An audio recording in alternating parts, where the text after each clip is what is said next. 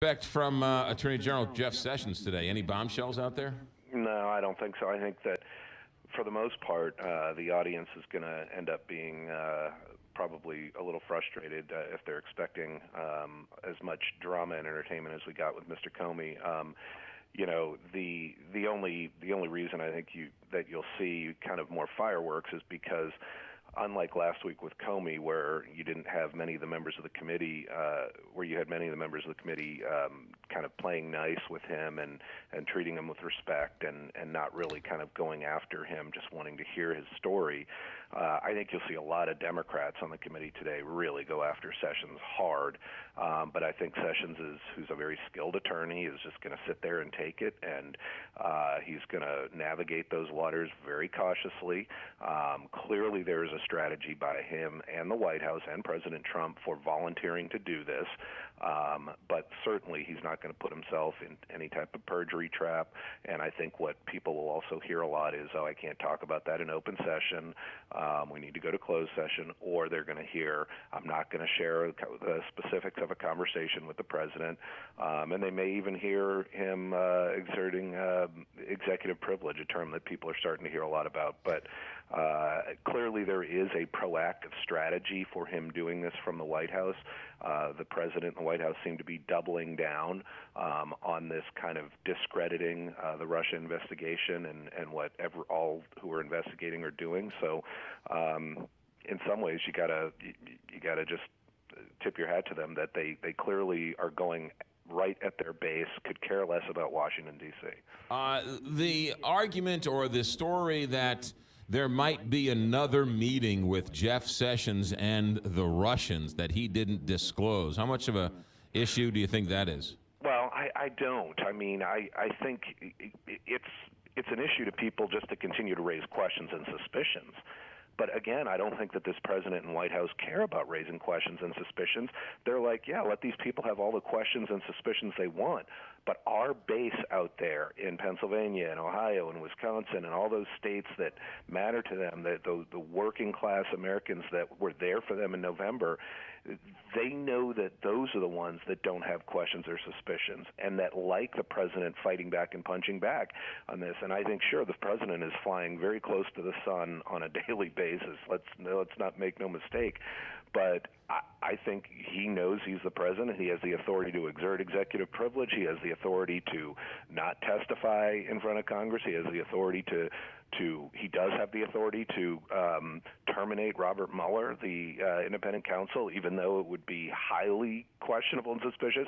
I don't think he cares about how the media and those other talking heads and influencers like me and others, what we care about, what we think. I think it's solely a strategy solely focused on staying committed to the people who elected him. Trey, let's talk about that idea that the White House has floated the last couple of days, and that is they're seriously floating the idea. I don't know if it's just a sort of good theater or what, but they're clearly floating the idea that Trump could fire Mueller at any time. Well, I think it's just like the tapes. I think that,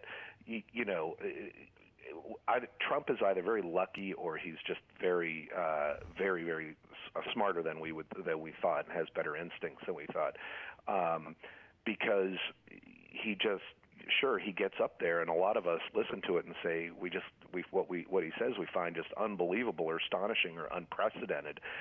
When he says, oh, well, you'll hear about the tapes in a week, and boom, it's like the story's over for a little bit.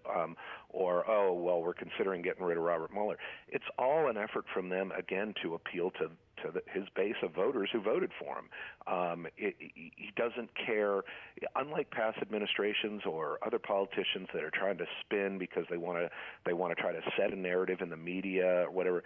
This White House clearly doesn't care about that. They only care about setting the narrative and reinforcing the support from the people that they know hate Washington, D.C., hate investigations like this, that are on Trump's side, and he knows that every day he comes out and fights back that he's scoring points with them. So I think it's an idea just being floated to discredit the investigation, regardless of what people think, if it's a good idea or not. We can't put anything past the president from doing it, but I think right now it's just that. It's just trying to chip away at the credibility of the investigation and reinforce support with his supporters. These people hate. Well, there's. But Trey, you want to pull your hair out because if Clinton had done these same things, the same people who are defending Trump would be at the gate with pitchforks for Clinton. Forgetting policy-wise, this is just. I mean, this is a game of sport, more or less. Well, I don't. I think it's a very understandable and fair analogy you bring up, but I do think, McGraw, we need to take a step back and recognize that we are at such a different time politically in this country than we were back then.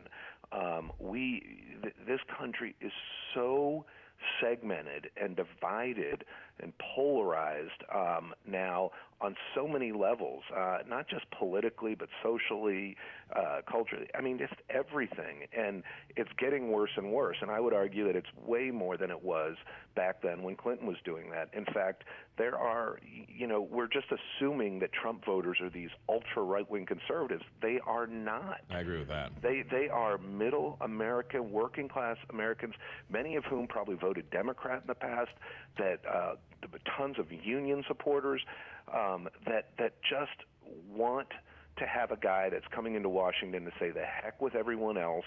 I'm a businessman, I'm not a politician, and I'm going to get this stuff done, and I don't care if you steal money or, as Trump said, shoot someone on Fifth Avenue. You're okay with me still, buddy, and just keep fighting that establishment or that media back. And that's where I think it's a little bit unique, and it's harder to make that analogy, even though I completely understand it. Trey Harden, ABC News political analyst. Last question for you. They're bringing back Battle of the Network Stars. What's your favorite memory as a kid of the Battle of the Network Stars? Gosh, that stuff is so great. I mean, it's not a favorite memory. I guess it's just a bad memory. It's just picturing some of those guys. It still haunts us. Of wearing shorts that were far too small. Exactly. Do you remember the Gabe Kaplan, Robert Conrad runoff? Oh, my gosh, what a great pull. Yes, Cannon? absolutely. Robert Conrad? Yeah. That's a great pull. Yeah, I think it's great stuff. I love bringing back this vintage stuff, and we need it because maybe it'll remind us of the country we used to live in where people liked each other a little bit more. Trey Harden, ABC News political correspondent. Thanks for checking in, Trey. You got it, guys. Take care. All right, we have